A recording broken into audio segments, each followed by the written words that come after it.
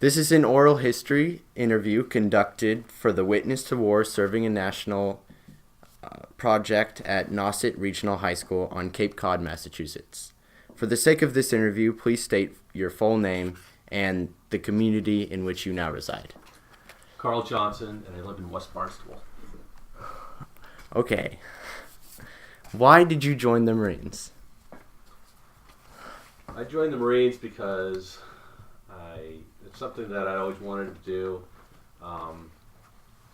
and it's I don't know, just I wasn't really decided on what I wanted to do growing up, so I just joined.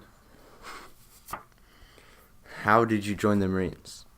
My buddy and I we met the recruiter in Hyannis, and just told him we wanted to join, did a test, and next we know we were in. What did your family think about your decision? They had some reservations, but they supported us, and it wasn't hard to convince them that that's what I wanted to do. Do you have any siblings? Yep, I have 2 brothers and a sister. Were they like thinking about what you were doing? Are they younger or? Yeah, they're all younger than me. They they were kind of curious too, not knowing much about it. Actually, one of my brothers looked into joining. He just spoke to a recruiter, but didn't end up joining. But it got him curious about it. So they were kind of inspired by what you were doing? Yeah, to a degree, I think. Yeah, they were proud. They had the sweatshirts and they wore the gear, so it was fun. What was the Marines like in your early stages of joining? It was difficult. You know, they're definitely being the lowest level. You're going to be doing all the work. You're going to be yelled at the most. But I sort of knew that going in to expect that. So you kind of roll with it, and as you grow up in rank, then you get to be the guy that's yelling. You said you were yelled at a lot. What was? It was just part of the training. They want you to be used to performing under pressure and that sort of thing. So you learn from it. Yeah. What was your role during the war? I was an infantry machine gunner, and I was a squad leader with one of the platoons within my company. So it's basically you have a platoon, and then the machine gun squad is attached to one of the platoons, so you're there to support a regular rifle platoon. So were you on land? Yeah, most I of the went time? to, I did a med float, and I went to a couple places from there, and on our way back, that's when the Iraq War started, and they turned us around and sent us to Kuwait. How unexpected was it for you to just go into the Iraqi war? It was very unexpected because we were told that, because we were on a 9-month deployment, that we were going to head home. We'd already been extended for a few months, and that, call our parents, call our family, and say we're heading home. And then the next day we were told that we were turning around and going to Kuwait. So Wow. it was a big surprise for us. What did your family think at that moment? Well, they didn't know what to think because we couldn't call. So I told them the day before that I was heading home, and I didn't have any communication with them after that. And the next time I spoke to them, I was, I'm not sure where we were. Didn't really know where we were in Iraq, but we had the CIA attached to us when they had their satellite cell phones, so I was able to call them there and tell them, I'm okay and everything. But What was your biggest struggle during the war? getting sleep. That seemed like we were always moving and never really sleeping. Were there like good beds or? No, we slept in the ground. We would dig a hole and we would sleep in the ground at night. And you were forced to do that? We weren't forced to, but it was the safest thing to do. Everybody had their own e-tool. That's like a shovel that will, turn into like an axe or a hoe, and you would dig into it, and that's where you'd sleep. It would be a little fighting position. You would sleep in there, and then the next day you would get up and you would advance and do the same thing the next day. What was your best experience during the war? Probably being told we were heading home. So, yeah. Did you have any? What were your friends like during the war? Um,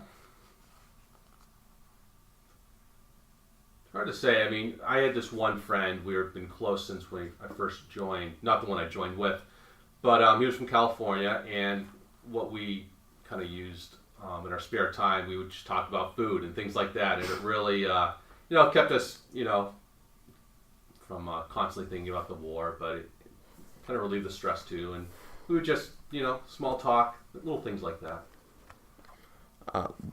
What? Why did you return from the war? Why did I? Yeah. Well, they got us out as soon as possible because we were already extended from our regular 9-month deployment. So I think once other battalions got there, they made it a priority to get us out and get us back to the States. Who won the Iraqi freedom? Well, I don't know if it was ever declared, won or anything, because I think they had different names for it as it progressed. But I think once Saddam Hussein was removed from power, that was pretty much considered the end of Iraqi freedom. Were you happy when it was over? When they found out that Saddam Hussein was removed? Oh, absolutely, yeah. It was a good day. Yeah. How much face-to-face contact with other enemies did you have? It's hard to say. A lot of people. I mean, a lot of people were in plain clothes, so you didn't even know. It's hard to say. Yeah, I really don't know how much.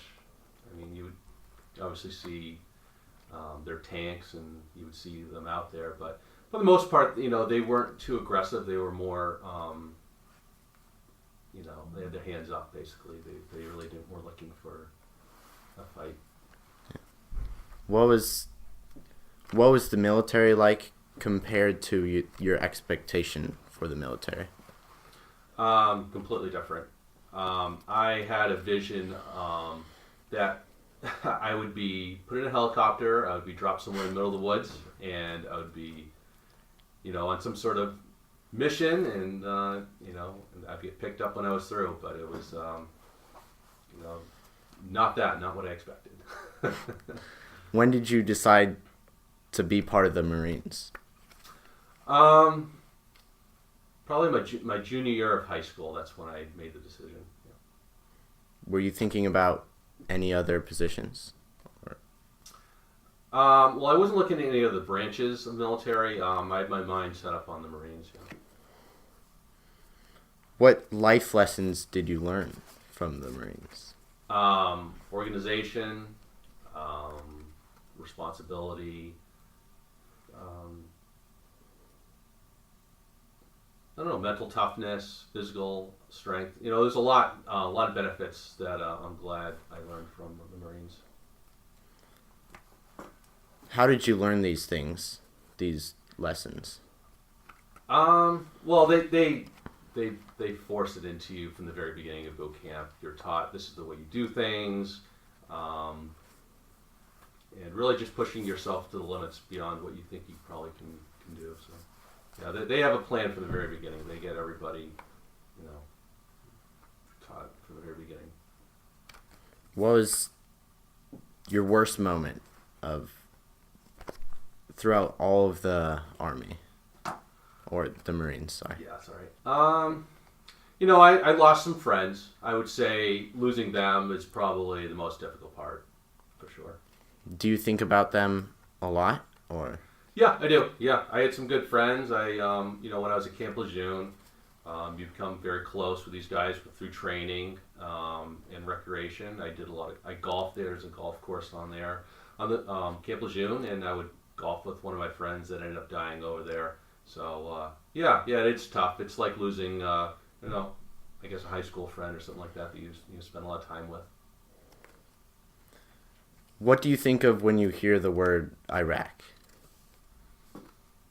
Hot, sand. I think everything that I went through over there, it's not, basically the first thing that comes in my head.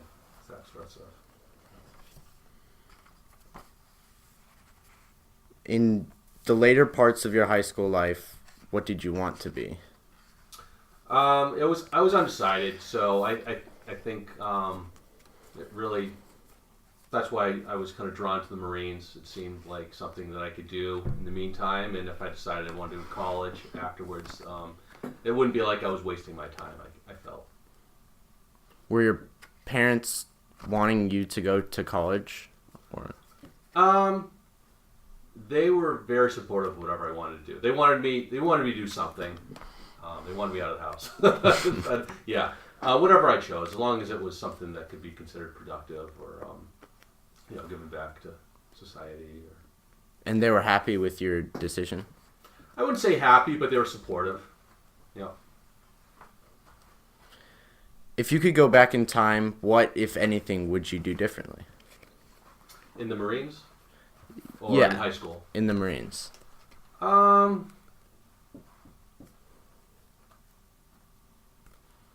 It's hard to say, especially right on the spot like that.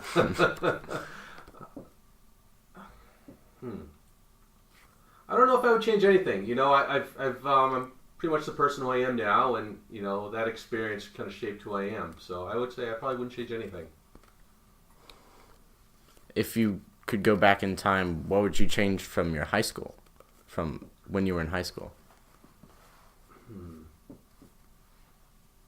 No, I mean, I guess like anyone, I wish I'd probably studied more or, worked harder in some, projects, stuff like that. But that's pretty much it. Did your experience affect you or your family, like today? Sure, yeah. I mean, being in that situation definitely is going to change the way a person is in the future, for sure. Yeah. Can you give me some examples? Well, I mean, I've got hearing aids now. I've got hearing damage. I'm very jumpy with fireworks. There's a parade. They're firing off the rifles. Anything like that I can get startled easily. So I would say those sort of things definitely affect me. Were you placed around, I know you're around gunfire a lot, but is that what affected your ears? Yeah, and there were explosions too, and things like that, unexpected things that definitely causes damage. Do you own any firearms today? No. Did you keep anything from the war? Actually, I've got this great poster that I brought back from Iraq of Saddam Hussein. We put it in a mortar tube, and I have it framed at my house. So yeah, it's kind of a neat little memento from the time over there. Do you have it stored away somewhere? Yeah. I don't have it up on my living room wall or anything, but it's just one of those things that it definitely is a great reminder, and it was kind of neat to find something like that would survive. What people are you still in contact with today that are from the Marines? A good majority. I'd say Facebook has allowed us to all kind of keep in contact, see what everybody's doing through photos, and it's a great way to just kind of, say hi every once in a while. And are you, in close contact with, or close relationships with them? I'd say with, like with any relationship that's long distance, it's going to gradually, fall apart a little bit.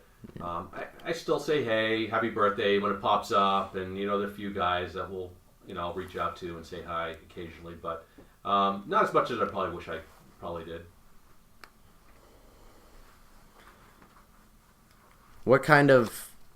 When you came out of the Marines, did you have any plans, or what kind of plans did you have? Well, I just met my wife probably a few months before I got out, so I was that was probably my top priorities to get back home and spend some time with her. I started working with my family, the family business, and starting that new chapter. How did you meet your wife? It was actually a 4th of July party. She was there, and we had gone to high school together, so we knew casually, but we just started a conversation, and the rest is history. Married and 4 kids. Are your kids inspired by what you did through the Marines, or your They're a role little for the young. My oldest son, he's 10, and he is. He does the projects at school where they'll make the flags or they'll write the little essay on their parent and stuff like that. So yeah, there's definitely an appreciation, and I think when we do like the Memorial Day parades or the 4th of July, they kind of grasp it. They see the veterans walking and that sort of thing, and they're like, oh yeah, my dad did that. So What would you think if your son wanted to join the Army or the Marines when he was old enough? I would support him, but I would definitely make sure he weighed all his options. Didn't sort of what I did. I had my mindset on the Marines. I just want him to, see what he could do, possibly college or something like that. Do you think you would have gone to college if you had another chance, or would you? Yeah, I probably would have gone right away. I probably would have waited a year or two. I think I definitely needed some time to mature, and that's why I think the Marines was the best choice for me. It definitely. So you knew that if you joined the Marines, you would become like much mature. Yeah, definitely. I would get some structure. I would, some discipline. Yeah. Definitely. Yeah. How did you end up on Cape Cod? I was born here, Cape Cod Hospital, and so were all my other siblings. Did you live here when you joined the Marines? Yep.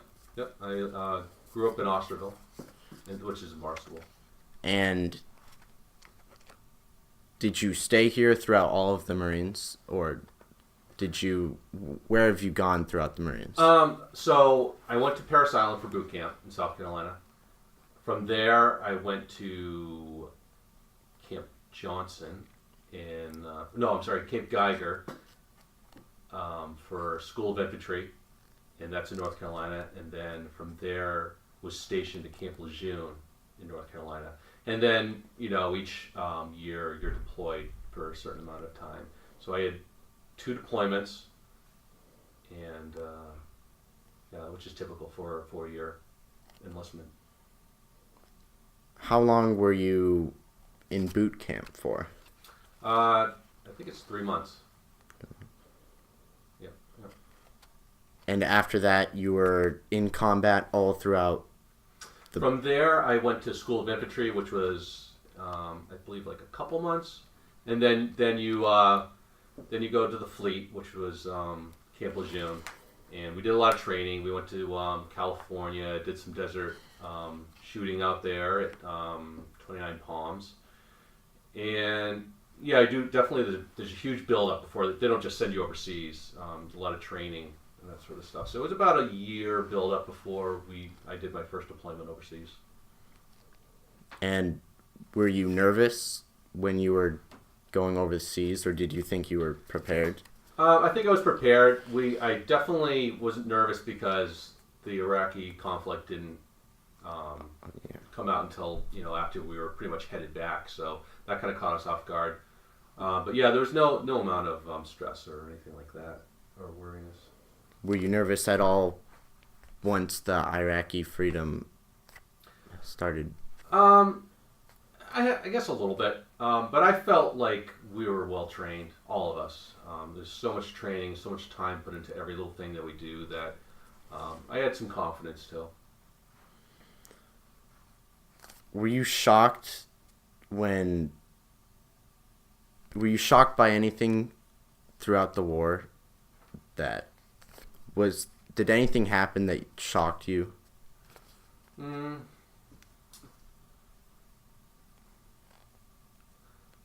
I mean, I think seeing the way people live overseas for sure was a surprise. I wouldn't say it was a shock, but you definitely see. It's eye-opening to see how people live over there. You know, a lot of people riding donkeys, pulling stuff like that, pulling carriages with them, and just walking. A lot of people are barefoot.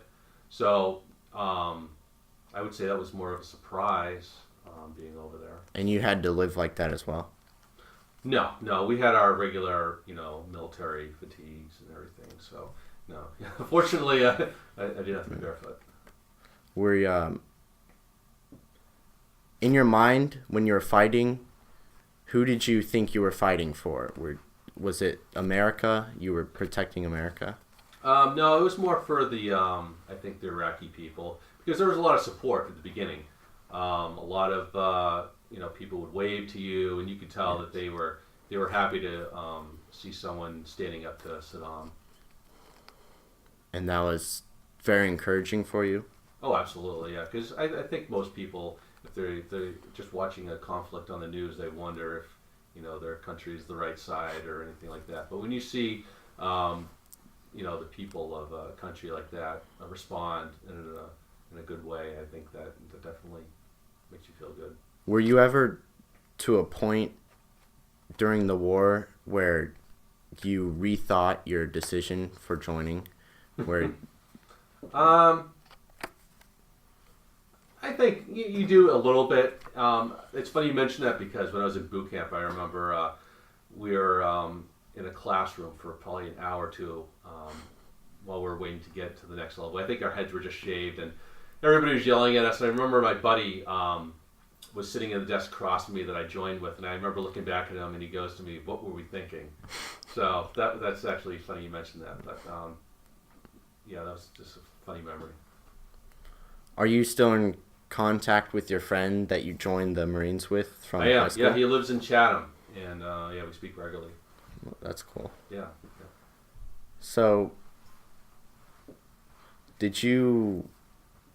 where were you placed first in, you said you were a commander, or?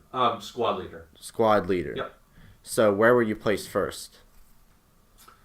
Well, each squad, I believe there were 3 or 4 within a section of a platoon, and within those you would go to one platoon. So you had first platoon, second platoon, third platoon. So you would have one squad of machine gunners for each platoon as a support, and within a squad is 2 machine guns, 3-man teams each. So you have 6 machine gunners with a squad leader within each platoon as support.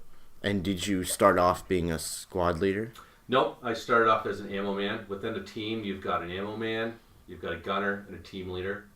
The gunner is, he's on the gun, he shoots it. You got a team leader who basically gets him on target. He says, left or right sort of thing, feeds the ammo, and then you have an ammo man who brings the ammo to the team leader. So I started at ammo man, moved up to gunner, team leader, and then eventually squad leader. And did people put a lot of trust in you throughout the war? Absolutely, yeah. They're not going to put someone in that position unless there were trust. And you felt like you were in the right position, and they could trust. You felt like they could trust you. Yes, yeah, absolutely, yeah. Because there's a lot of self-control involved with a machine gunner. You can do a lot of damage, and if you don't make the right decision, not only you but the men that are under you could, get in a lot of trouble, go to prison, that sort of thing, if you don't show any self-control, I guess. Did you make any bad decisions that caused trouble? No, fortunately not. So yeah, no bad decisions. What do you think was your best decision? There was an instance where we had a checkpoint, and 3 guys decided to run from their car, and 3 Iraqi. Yes, yeah, and I had to make the decision whether or not to shoot at them or not, and it turned out they were unarmed, and if I had shot them, I would have, been removed and probably put in prison for killing them. So I think that was our best decision, was not to fire on them. What made you choose that?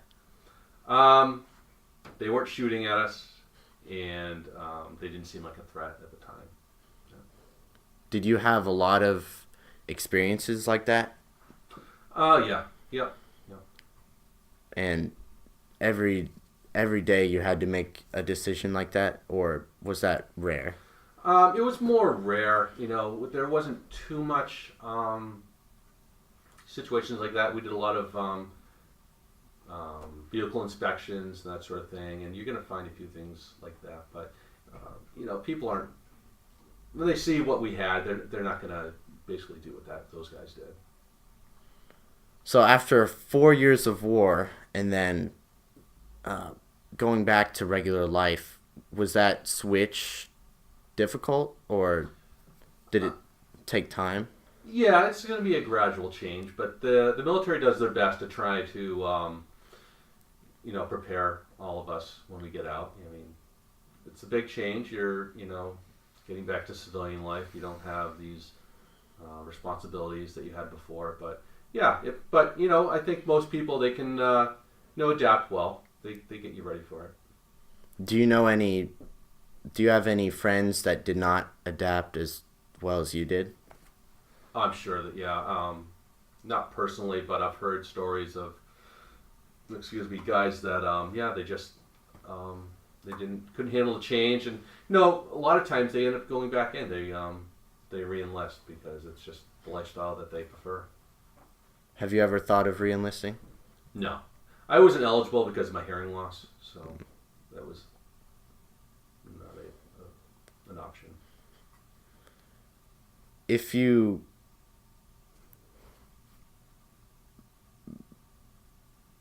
one second.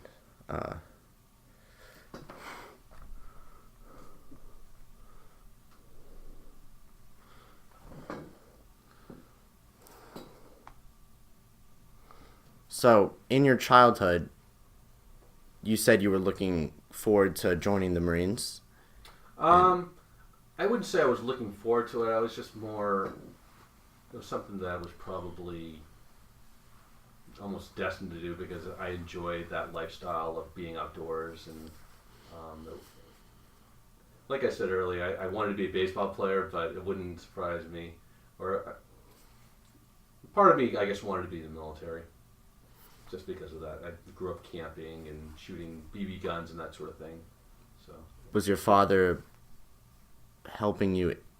Was he like influencing you to be going to the Marines? Was he taking you out camping a lot and hunting we a lot? did camp. We did go to rifle ranges and that sort of thing, but it was never intended to groom us for the military or anything like that. I think it was just father-son bonding things that we both enjoyed.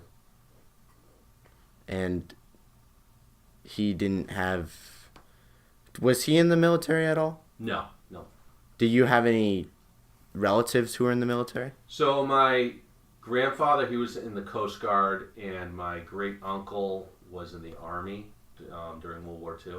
So that was my only connection to that. And were they influences for you? Not really. I think it was just it was a good opportunity for me, and I thought it'd be something fun to do, and it was the right decision for me for sure. Overall, if someone were wanting to join the Marines, what would you tell them before they go? I would say definitely make sure you're getting into a field where, if you're not going to make the Marines a career, that you can take something out of it for when you become a civilian. I know a guy, he was a firefighter in the Marines, and he got all the training. He got an incredible amount of training for free, and from there just transitioned into the fire department. I'm not sure where, but it was a great job, and his military service actually worked into his retirement. So it was a great opportunity. So yeah, I would definitely say get into a field where you could do it for a career out of the military. And is that what you did? No.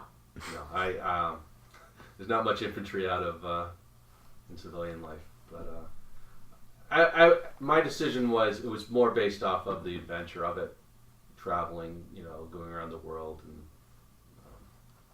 And did you get the experience out of traveling around the world that you were hoping for? Definitely. I went to places that I'll probably never be able to go again in my life. I went to the Seychelles Islands off of Africa, and amazing. What was that like? I guess the equivalent is Hawaii, but it just, glassy water, the sand's perfect. It was, one of the most beautiful places I've seen on earth. I'd love to go there again if I could. And that was during the Marines, while you were in the Marines? Yeah, yep. My first deployment,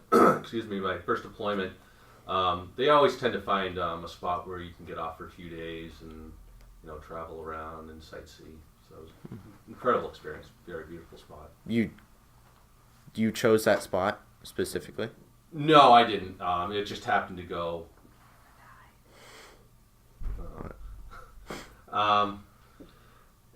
It just ended up where the float, they call it a float, but where the ship happened to go, and they make all the decisions. But it was a great decision on their part. I was very happy with that. It's really cool. Yeah. Was that like a break from? Absolutely, yeah. You so it's generally only a few days that you get these breaks. So yeah, what you do is you sign off, you get off the ship, and you can wander around. They always tell you there's certain places you're not allowed to go to if they think it's a problem area, but there wasn't much there that you couldn't go to, and it's just the food was great. I guess when you're on a ship too, for a certain amount of time, anything's going to taste good. But the sightseeing, just everything was incredible about it. When did you go to those islands?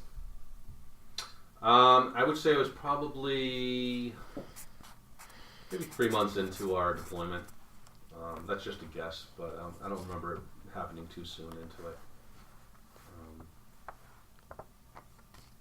Were you, after going to the islands and then going right back into war, was that kind of like,